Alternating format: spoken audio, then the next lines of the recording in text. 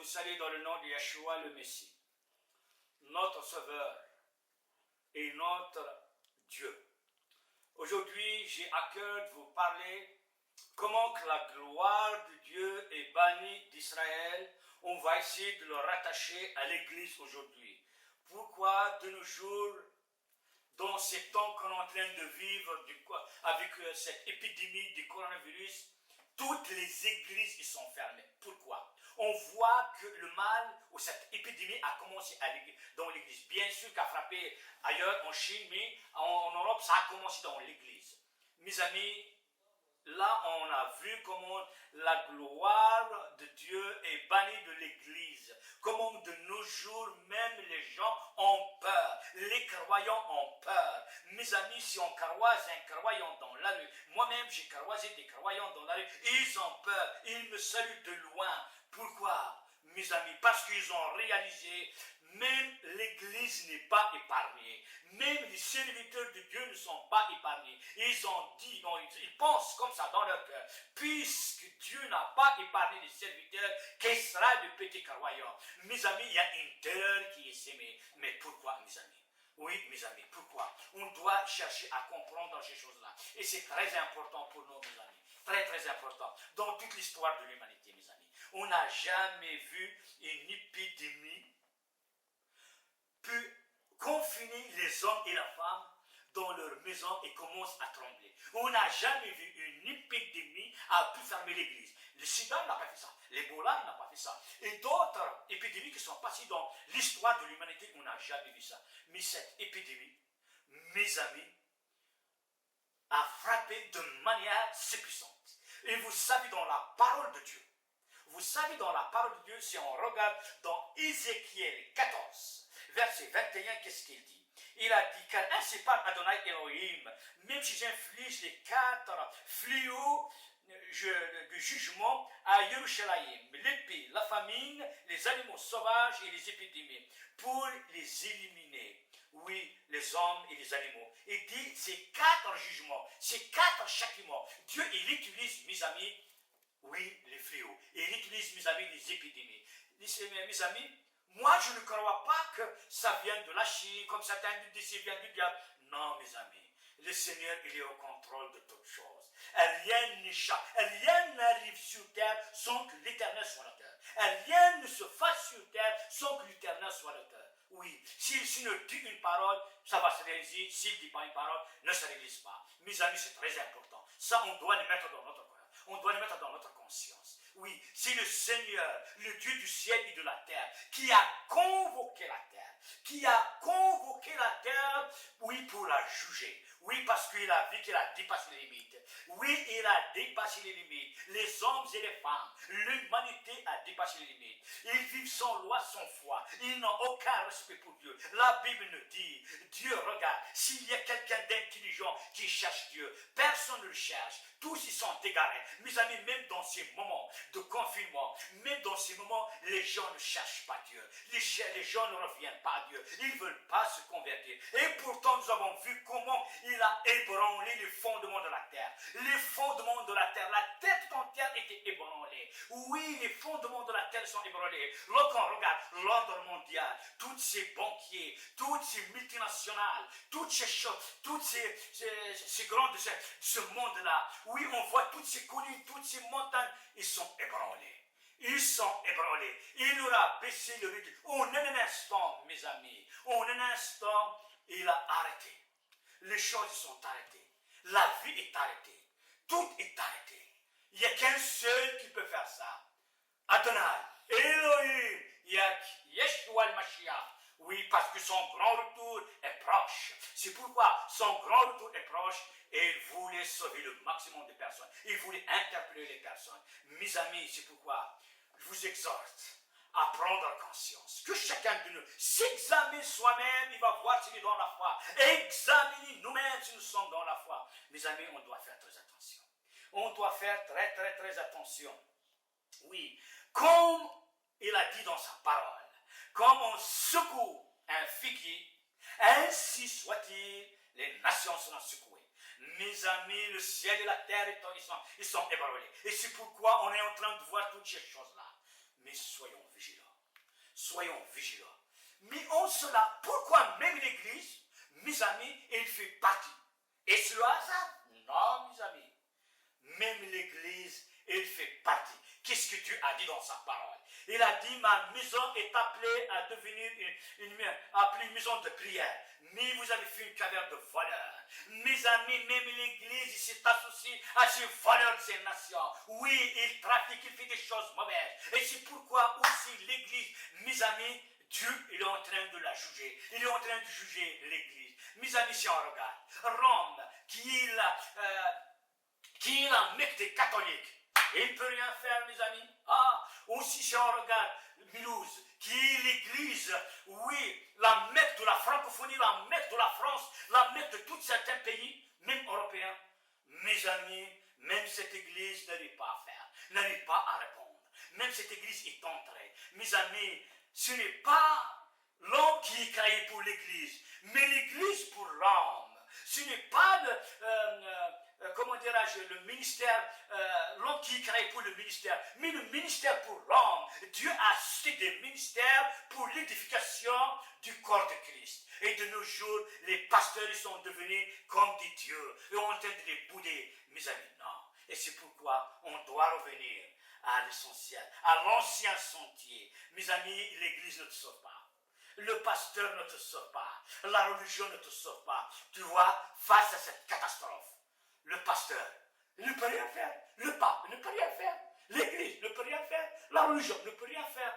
Il n'y a qu'un seul qui peut sauver. Yeshua le Mashiach. Oui, c'est lui qui sauve. C'est Yeshua. C'est pourquoi, mes amis, la Bible dit, oui, pourquoi ces choses-là ils sont arrivées. Si on regarde, mes amis, dans Cantique des Cantiques, 2, verset 15, il dit comme ça, attraper les renards pour nous. Oui, les petits renards, ils ruinent la vigne lorsque nos vignes sont en fleurie. Mes amis, lorsque l'église est en train de fleurir, lorsque l'église est en pleine croissance, qu'est-ce qui s'est passé? Il y a les petits renards qui sont rentrés. Et ces petits renards, c'est eux qui détruisent l'église. Oui, c'est quoi les petits renards? Le petit péché. Tout ce péché qu'on est en train de tolérer dans l'église. De nos jours, à l'église, ils ne prêchent pas la repentance. Ils ne prêchent pas contre le péché. Et pourtant, l'apôtre Paul, la Bible dit, oui, de telles choses mauvaises, il faut les condamner. On doit condamner le péché. Mais de nos jours, l'église ne condamne pas le péché. L'église, maintenant, il vit dans le monde et le monde, il est dans l'église. Oui, mes amis, l'église, il vit dans le monde et le monde est dans l'église. On ne fait pas la distinction. Est-ce que les chrétiens, réellement, ils sont chrétiens, mais ils vivent à la manière de ce monde. Ils s'habillent à la manière de ce monde. Ils vivent à la manière de ce monde. Oui, mes amis, même lorsqu'on regarde la manière, oui, comment que les gens, l'église fonctionne, il n'est pas biblique. Si on regarde la manière dont l'église fonctionne, il n'est pas biblique, mes amis, il n'est pas biblique. Pourquoi? Si on regarde l'apôtre Paul, lui-même, il sort prêcher dans les rues, dans des marchés, et partout, dans des places publiques, nos responsables. Une fois, j'étais dans une église. Alors, vu qu'il y a deux cultes qui se font, il y a le premier culte et le deuxième culte, c'est nous. Alors, j'ai vu qu'ils ont mis un panneau, là, avec un verset biblique, aller dans toutes les nations prêcher la bonne nouvelle. Ah, je dis, c'est bien. Je dis, ben, vous le faites, vous sortez dans les rues. Il m'a dit, non, je viens de le faire. Pour ce pasteur-là, pour ces pasteurs-là, mes amis, prêcher la bonne nouvelle, c'est derrière le pupitre. Mais non, c'est pas comme ça. Le Seigneur a dit, allez par toutes les nations. C'est de sortir de votre confort. Sortez, oui, de vos maisons. Sortez de toutes ces choses-là, de l'église. Allez dans les rues. Le Seigneur Yeshua, comment qu'il fait? Il prie toute la nuit. Le matin, il se lève. Il descend dans des places publiques. Il part dans là où il y a des places des marchés. Là, il touche les gens. L'apôtre Paul lui-même, il faisait ça. D'ailleurs, même lorsqu'il a exhorté Timothée, à qui il a dit, voilà, je t'ai établi pour établir des responsables partout dans des églises. Mais puis oui, il lui a dit, je t'exhorte à prêcher l'évangile dans toutes circonstances, soit mauvais, soit bon. Il lui dit cette parole-là, prêcher derrière le pupitre, dans l'église, dans des cellules de maison. ou à l'extérieur. Non, elle l'exhorte à l'extérieur. Ça veut dire, il lui dit, sors à l'extérieur prêcher. De nos jours, c'est responsable. De nos jours, c'est chrétien. De nos jours, tous ces pasteurs-là, ils prêchent l'évangile le dimanche, peut-être le mardi, et voilà, ils restent à la maison. C'est ça l'église. C'est pourquoi le Seigneur, il en a marre. Le Seigneur est fatigué de nous voir. Et c'est pourquoi, mes amis, la joie a disparu. La joie a disparu. Il a dit tous les péchés. À cela, nous avons rajouté le péché. À cela, nous fermons les yeux sur le péché. À cela, on légalise le péché. L'évangile est devenu l'évangile à la carte. On ne voulait pas prêcher la repentance aux gens. Oui, on a peur de les froisser. On a peur qu'ils quittent l'église. Mes amis, ce n'est pas comme ça. Mes amis, ce n'est pas comme ça. C'est pourquoi dans Lamentation 5, verset 15, il dit quoi? La joie a disparu de nos cœurs. Nos dents sont changées en deuil. La couronne est tombée de notre tête. Malheur à nous, car nous avons péché. C'est pourquoi nos cœurs sont malades. C'est pourquoi nos yeux s'affaiblissent. C'est à cause de mon Sion, tellement désolé, que le chacal l'ont envoyé. Mes amis, la joie a perdu l'église. Oui, les chants de danse. Oui, mes amis, la couronne qui est l'onction de Dieu a quitté l'église. Oui, mes amis. Oui, mes amis. Pourquoi? Parce qu'il y a des loups. Il y a des loups au milieu des églises. C'est des loups. La Bible dit que c'est des loups, c'est des chacals. Oui, mon Sion est désolé. Il y a la désolation dans l'église. Parce que c'est des loups. C'est des loups. C'est pourquoi, mes amis, on doit revenir à l'essentiel. On doit revenir à Dieu. On doit se repentir. Nous avons besoin, parce que nous avons vu de nos jours comment la gloire a été bannie de l'Église. Et il a été banni de l'Église. C'est aujourd'hui l'apôtre Paul.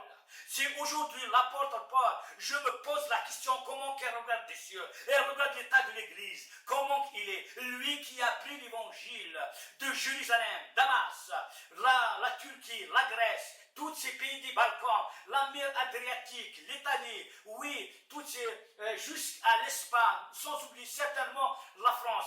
Mes amis, de nos jours, tous ces pays-là qui étaient christianisés, qui obéissaient au Seigneur, aujourd'hui ils ont tourné le dos à Dieu. On a tourné le dos à Dieu. Il n'y a aucune église. C'est pourquoi le Seigneur, maintenant, c'est comme le fisc. Et il est venu, oui, vous savez, mes amis, le fisc, c'est le service. Lorsqu'il vient pour redresser une société, il lui baisse le rideau. Et c'est le moment que le Seigneur, il est rentré en jugement avec son peuple, avec les nations. Il a baissé le rideau. C'est le moment du jugement. Chacun, il va rendre compte. Mes amis, soyez vigilants. Le Seigneur, il a dit dans sa parole, je vais vous ramener dans le désert des nations. Aujourd'hui, il a ramené, oui, l'Église dans le désert des nations. Oui, mes amis, il l'a ramené dans le désert des nations pour la juger. Nous avons vu comme il est en train de juger le monde et l'Église il est en train de juger. Oh, que le Seigneur fasse grâce, que le Seigneur intervienne, que le Seigneur vraiment regarde au sang de Yeshua le Messie. Oui, mes amis, parce que ces moments-là ne se réjouissent pas. Ne réjouissent pas le cœur. C'est pourquoi maintenant on va essayer de rentrer petit à petit. Pourquoi la gloire il a été bannie, oui, d'Israël. Un jour, mes amis, vous devrez le savoir, la gloire, il a été banni d'Israël. Il n'a pas été banni comme ça. Israël, vous savez, depuis lors de leur sortie d'Égypte, jusqu'au au prophète Samuel, au juge Samuel, il vivait dans la paix et il dominait sur ses ennemis. Environ 400 ans, même plus. Mais un jour, le Seigneur, mes amis, il est rentré en jugement avec son peuple. Pourquoi? Ce qu'on va voir. Pourquoi cette gloire, elle a été bannie d'Israël? On va voir. Dans 1 Samuel 4, verset 5, verset 5 à 9. Il a dit, lorsque l'arche de l'alliance d'Adonai entra dans le camp, tout Israël poussa un grand cri qui retentit dans tout le pays. En entendant ce cri, les Palestiniens demandaient ce qui signifie ce grand cri. dans le camp des Hébreux. Puis, ils réalisèrent que l'arche d'Adonai était arrivée dans le camp. Et les Philistins eurent peur. Ils dirent, Dieu est entré dans le camp. Nous sommes perdus. Il n'y avait rien de tel. Hier ni aujourd'hui, devant nous, sommes-nous perdus. Qui nous délivrera du pouvoir de ce Dieu puissant? Oui, c'est ce Dieu qui ont complètement réduit à néant les Égyptiens dans le désert. Soyons forts et soyons des hommes Philistins afin que nous ne devenions pas des esclaves des Hébreux, comme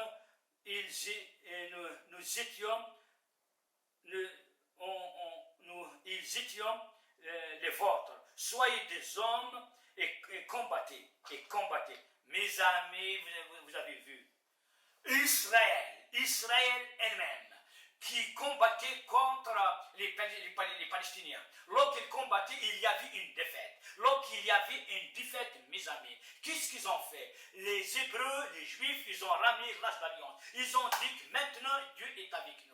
Oui, ils ont pensé que Dieu est avec eux, donc les choses vont se changer. Mais malheureusement, mes amis, c'est vrai que les Palestiniens, ils ont peur. Pourquoi? Parce qu'ils sont rappelés comment Dieu a frappé l'Égypte, comment Dieu a frappé tous les pays de Canaan, comment Dieu les a conduits dans le désert. Ils savent tout ça, ils se rappellent. De nos jours, c'est la même chose. Tout le monde connaît l'histoire de Yeshua el-Mashiach, comment il a fait les miracles, comment il est mort, ils pensent que l'Église, c'est la même chose. Mais mes amis, si on regarde une chose, si on regarde ces moments-là, ils étaient un moment juste passager. Juste un moment passager dont la gloire du Seigneur, il a été banni d'Israël. Juste un moment comme ça. Pourquoi, mes amis? Parce qu'il y a quelque chose. Si on regarde vers l'arrière, les enfants d'Élie, ils font quoi? Les enfants d'Élie font des grands péchés. Ils couchent avec des prostituées. Ils font tout ce qui n'est pas devant le Seigneur. Et le Seigneur a parlé à Samuel qui va mettre fin à ces choses-là, qui va mettre fin à la famille d'Élie, qui va mettre fin au souverain sacrificateur, qui va mettre fin à toutes ces choses-là. Et c'est pourquoi de nos jours, oui, dans l'Église, mes amis, Dieu a vu tous ces péchés, Dieu a vu toutes ces choses qui se passent. Et c'est pourquoi il est descendu. Il voulait mettre fin. Il a mis fin à toutes ces choses-là. Il a mis fin à toutes ces églises-là. Il a mis fin parce qu'il voulait arrêter. Ils ont touché à son honneur. Ils ont touché à sa gloire. Ils ont touché à sa réputation. Lui qui a formé une grande réputation au travers de l'église. Mais voici cette gloire maintenant, il a été banni. Pourquoi? Parce qu'il y a le péché. Dieu, il n'a pas banni la gloire d'Israël comme ça. Oui, parce que il y a le péché. Si on lit toujours dans le verset, dans 1 Samuel, verset 4, chapitre 4, 19 à 22, vous allez voir.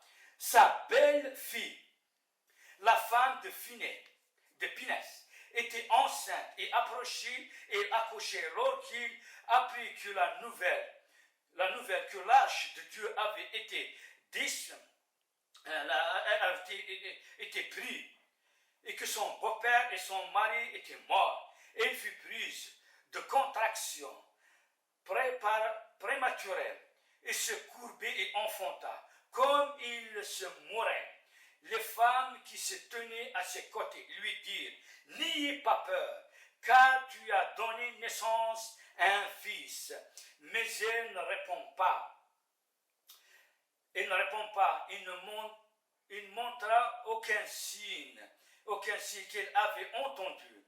Elle appela l'enfant Ichavod, sans gloire. Ça veut dire la gloire est bannie. En disant la gloire est partie d'Israël. L'arche de Dieu avait été prise à cause de son beau-père et de son mari. Elle dit la gloire d'Israël est partie en exil car l'arche de Dieu était prise. Mes amis, vous avez vu la catastrophe. Oui, parce que son mari a cette femme, oui, qui vient d'accoucher. Oui, lorsqu'il a entendu que son beau-père et son mari et l'arche d'alliance sont pris, et il était tombé en contraction prématurée. C'est ça que nous dit la Bible. Et là, il a accouché un fils dont la douleur prématurément, mes amis. et l'a donné. La gloire d'Israël a été bannie.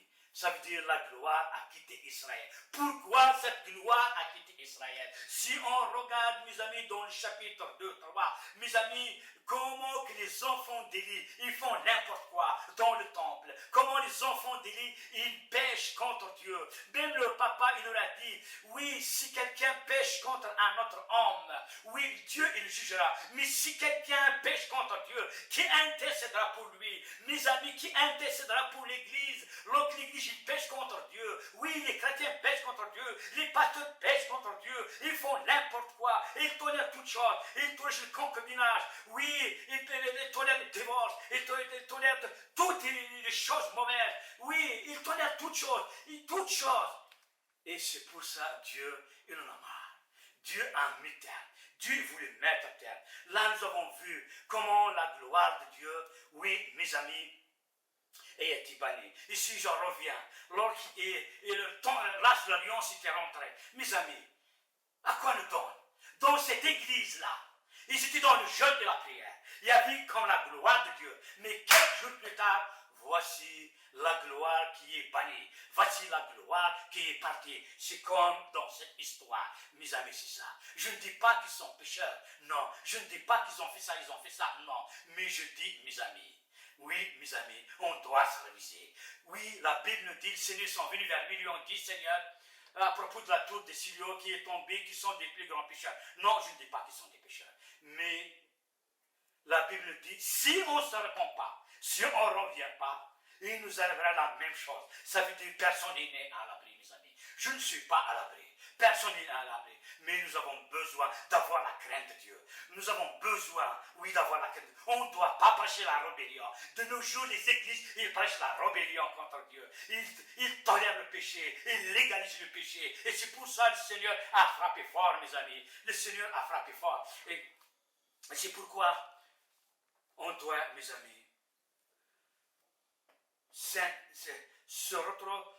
on va se regarder nous-mêmes. Si nous nous jugeons nous-mêmes, le Seigneur ne nous juge pas, mes amis. Il ne nous juge pas, mes amis. Lorsqu'on regarde l'état de l'Église, comment qu'il a commencé et comment qu'il a fini. Mes amis, au point j'ai entendu même quelqu'un qui est en train d'exhorter, lui qui était malade, il a dit cette parole-là. J'étais déçu. Il a dit, mes amis, oui, je vous dis, je vous exhorte, cette maladie est sérieuse, ne pardonne pas, ne pas écouter les autorités. Il a dit comme ça. Il a dit, cette maladie est sérieuse. C'est comme le Seigneur n'est pas sérieux. Le Seigneur, il est sérieux. C'est Dieu qui est sérieux. La maladie, il est là. Il est là, mais il peut passer. Tu peux être guéri. Le Seigneur, il est toujours là. Le Seigneur, il est toujours là. C'est pourquoi nous avons besoin d'avoir sa crainte. Nous avons besoin de revenir vers lui, mes amis. Oui, on ne doit pas se moquer de Dieu. Oui, on ne doit pas se moquer. Les gens, même ces responsables, ont peur de la maladie. Ils ne connaissent pas le Seigneur. On ne connaît pas le Seigneur. Le Seigneur, mes amis, la lèpre. La lèpre, jusqu'au jour d'aujourd'hui, il n'arrive pas à l'éradiquer. Il y a des pays en Afrique, en Asie, en Inde, il y a des lépreux. Le Seigneur, et pourtant la lèpre, elle est contagieuse. Les gens qui sont lépreux, ils vivent dans le confinement, loin des autres. Mais le Seigneur, un jour, il y a quelqu'un, oui, qui l'a abordé. Il lui a dit, Seigneur, si tu veux, tu peux me guérir. Il lui a dit, oui, je veux, sois pur. Il s'est approché de lui. Il a posé les mains sur lui. Mes amis, alors, qui sera le coronavirus devant le Seigneur? Le Seigneur, il est au-dessus de toutes choses. Au-dessus de toutes choses. J'ai entendu même certaines personnes qui disent, c'est le diable qui a frappé. Mes amis, c'est incroyable. Ma Bible dit que le Seigneur, il a dépouillé Satan. Il l'a dépouillé, il l'a livré en spectacle. Mes amis, quelqu'un qui est dépouillé, quelqu'un qui est livré en spectacle, quelqu'un à qui on a enlevé toutes ses armes, peut-il me frapper moi? Non. Mais à part, si je lui donne le bâton, si je lui donne l'occasion, c'est moi-même, avec mon péché, je lui donne le droit, de me frapper. Sinon, il ne peut pas. Satan, il est dépouillé, mes amis. Satan, il n'a aucune autorité, ni sur toi, ni sur moi, ni sur l'Église. Il n'a pas aucune autorité. À part si le Seigneur lui permet. Oui, il est dépouillé. Quelqu'un qui est dépouillé, peut-il me frapper? Quelqu'un qui est désarmé, peut-il me frapper? À part si moi-même, je lui donne un bâton. Bien sûr, je lui donne un bâton, je lui tends mon dos, c'est normal qu'il va frapper. Bien sûr, si le chrétien, maintenant, le croyant, maintenant, il commence à vivre, oui, dans le péché, c'est normal. Et c'est normal. C'est pourquoi, mes amis, comme je vous ai dit, c'est l'apôtre Paul, c'est les apôtres. Ils vont voir l'œuvre pour qu'ils ont souffert. Comment il a fini, comment que les rideaux sont baissés. Mes amis, ils vont tomber dans la dépression. Mes amis, ils vont tomber dans la dépression. Et c'est pourquoi on ne doit pas penser qu'il y a le hasard. Parce que beaucoup de personnes pensent que c'est le hasard. Pensent, non, c'est l'épidémie chinoise, c'est cela. Mes amis, non, non, non, non, non, non. Si on continue dans cette histoire-là, on va voir. Dans 1 Samuel 6, versets 9 à 16, vous allez voir, mes amis, qu'il n'y a pas de hasard. Oui, il n'y a pas de hasard, mes amis. Qu'est-ce que dit la Bible? Là, c'est les Palestiniens, lorsqu'ils ont pris l'arche de l'Alliance, ils l'ont pris chez eux. Vous pouvez lire tous ces chapitres si vous voulez à la maison. Alors, il y avait une terreur. Dieu a frappé les Palestiniens par une terreur. Dieu a frappé les Palestiniens par des hémorroïdes, par des ténors. Ils commencent à tomber, à être malades, à mourir. Il y avait des morts au milieu d'eux. Là, les Palestiniens, ils commencent vraiment à avoir noir. Ils disent d'où nous vient ce châtiment. Est-ce que c'est le Dieu d'Israël? Est-ce que c'est le Dieu qui nous ont bénis? Mais là, regardez qu'est-ce qu'ils ont dit les Palestiniens. Regardez qu'est-ce qu'ils ont dit. 1 Samuel 6, verset 9 jusqu'à 16. Mais vous observez pour voir si elle prend la route qui monte à Beth-Shemesh dans son territoire. Si c'est le cas, il sera la cause de cette grande tragédie. Sinon, nous saurons que ce ne sont pas les oppressions qui nous a été sur nous, mais c'est ce qui nous est arrivé, n'est que par hasard. Voilà, ils disent là, c'est uniquement par hasard. Uniquement par hasard.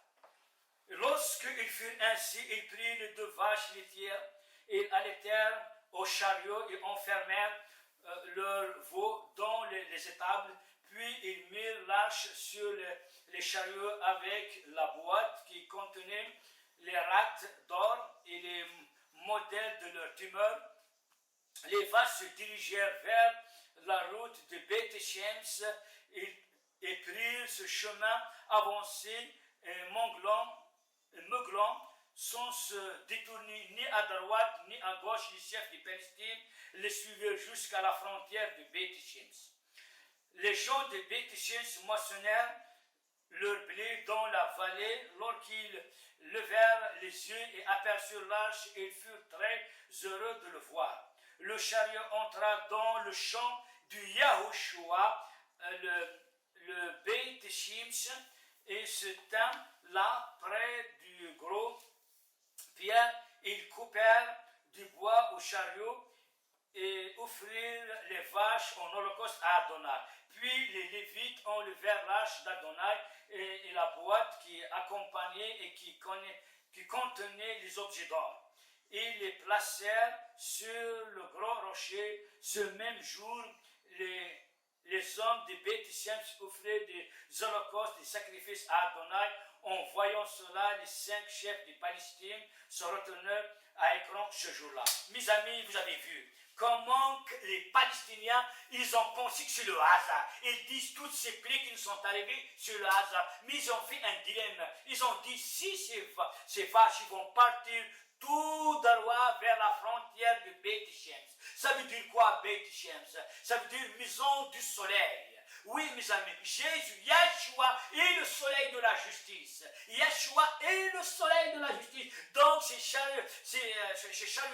ces vaches, oui, ils sont partis direct la direction. C'est là qu'ils ont compris, il n'y a pas le hasard, c'était Dieu qui a frappé. Mes amis, dans tout ce qui se passe, il n'y a pas le hasard, c'est Dieu. Et plus loin, ils disent que les gens de Beth-Shemesh, ils sont venus parce que les chariots, les vaches et les chariots, ils sont arrêtés dans le champ de Yahushua. dans la traduction qu'on lit les autres, on dit de Josué. Yahushua, c'est qui? Yahushua, c'est le Dieu qui sauve. C'est Yahushua. Yahushua, c'est Yeshua. Oui, c'est le Dieu qui sauve. Oui, dans le chant du Dieu qui sauve. Oui, du Yeshua al-Mashiach, mes amis. Et c'est ça la parole du Seigneur. Donc on voit qu'il n'y a pas de hasard, mes amis.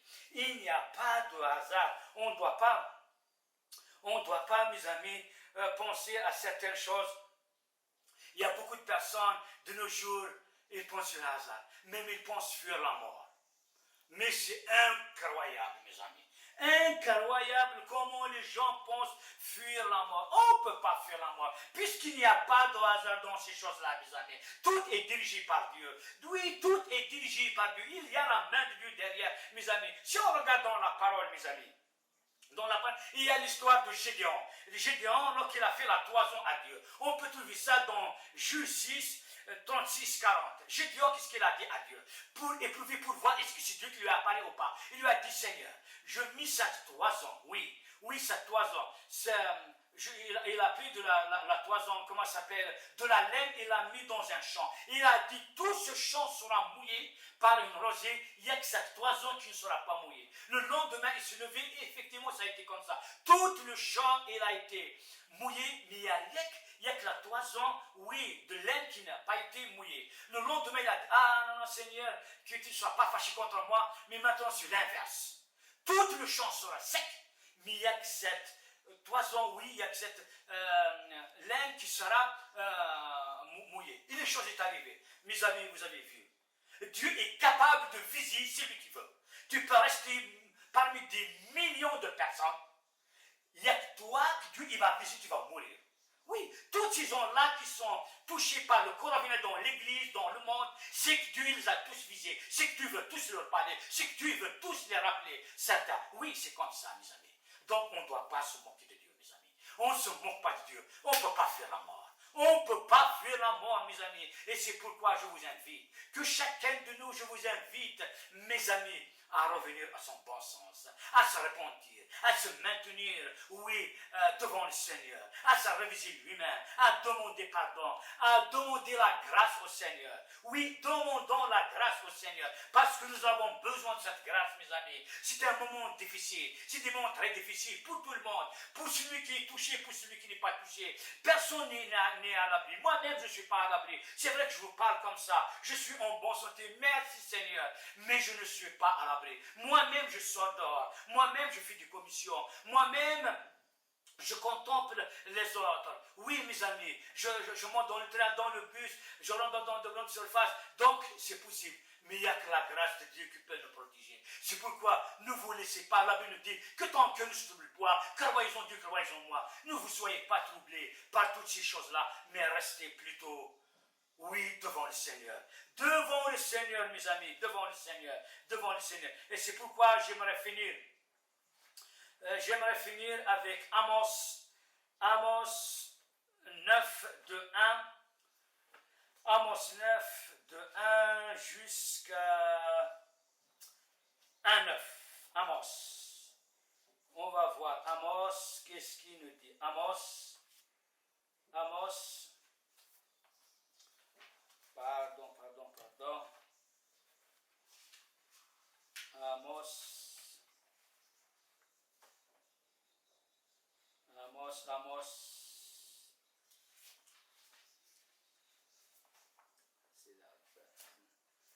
Amos.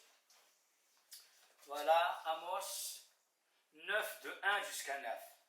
Je vis Adonai se tenir près de l'autel. Et il dit, frappe le sommet des collines jusqu'à ce que le seuil tremble. Brise-les en morceaux sur la tête de tous les peuples. Je passerai les survivants au fil de l'épée. Aucun d'eux ne parvient à fuir. Aucun d'eux n'échappera. S'ils creusent jusqu'au chaos, ma main les en retirera. S'ils montent jusqu'aux cieux, je les ferai descendre. S'ils se cachent au sommet du Carmel, j'allais les chercher et je les capterai. S'ils se cachent de moi au fond de la mer. Là, j'ordonnerai aux serpents de les mordre. Si leurs ennemis les mènent en exil, les mènent en exil, là, j'ordonne à l'épée de les faire périr. Je fixerai mon regard sur eux pour leur faire du mal et non du bien. Car Adonai Elohim Tchavot, c'est lui qui peut faire fondre la terre et tout en la touchant et mettre dans le deuil tout ce qui y habite. Elle se lève comme le Nil, puis elle se calmera comme le Nil en Égypte. Il bâtit ses chambres hautes dans les cieux. Il établit sa voûte céleste sur la terre. Il fait venir les eaux de la mer. Il les déversera sur la terre. Adonai est son nom. Peuple d'Israël, es-tu différent?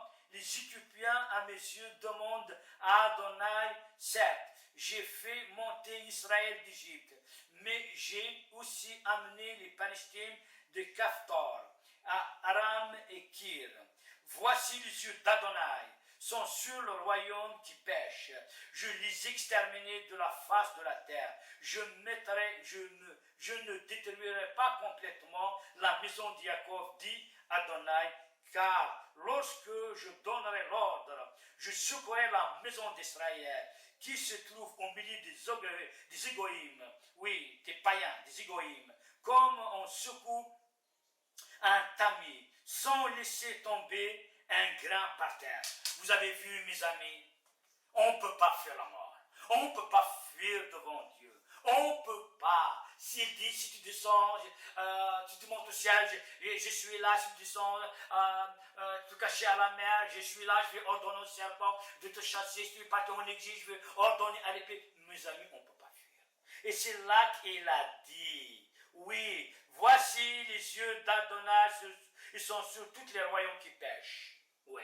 Dieu et ses yeux, ils sont fixés sur toutes ces nations, sur tous ces peuples, sur tous ces pays qui pêchent, qui vivent contraire à sa volonté, contraire à sa parole. Et maintenant, Seigneur, oui, c'est lui seul est capable d'arrêter ce jugement, lui seul est capable, oui, de mettre fin. C'est pourquoi on n'a pas besoin de fuir, mais on a besoin de se repentir, mes amis. Nous avons besoin de revenir à lui. Nous avons besoin de fléchir nos genoux. Nous avons besoin de déchirer nos cœurs. Nous avons besoin, oui, devant sa face, de se repentir, de demander pardon. Oui, pour nous-mêmes, pour nos familles, pour nos enfants, pour nos nations, de demander pardon. Afin que sa colère, afin que sa terreur, oui, cesse. Afin que sa terreur cesse, afin qu'il puisse lever le soleil de la justice. Prions le Seigneur qu'il puisse vraiment voir, oui, le sang de Yeshua, comme Yeshua il a prié. Père, pardonne-leur car ils ne savent pas ce qu'ils font. On ne sait pas, les nations ne savent pas ce qu'ils font. Actuellement, l'Église vit dans l'aveuglement et ne sait pas ce qu'il fait. Et c'est pourquoi prions le Seigneur. Je vous exhorte, mes amis. Mes amis, vraiment, prenez les choses au sérieux. Dieu, il est à la porte. Dieu, il est à la porte. La fin des temps est proche. Oui, que chacun de nous puisse vraiment revenir. Oui, pour ça va revenir. Partagez l'évangile avec les autres. Parlez de l'amour de Dieu. Parlez afin que les autres puissent se repentir et revenir de leur mauvaise voie. Afin que le grand jour, lorsque le Seigneur va revenir, il ne va pas les surprendre. J'ai peur. Oui, j'ai peur que beaucoup de chrétiens, ils seront surpris parce qu'ils négligent la vie, la communion, la sanctification, parce que sans la sanctification, personne ne verra le Seigneur. Je voudrais vous laisser dans le nom de Yeshua. Que son grand shalom, que le shalom d'Adonai soit sur vous. Mes amis, faites circuler cette vidéo, partagez-la avec vos amis. Je vous bénis encore une autre fois dans le nom d'Adonai, le Dieu d'Israël. Amen.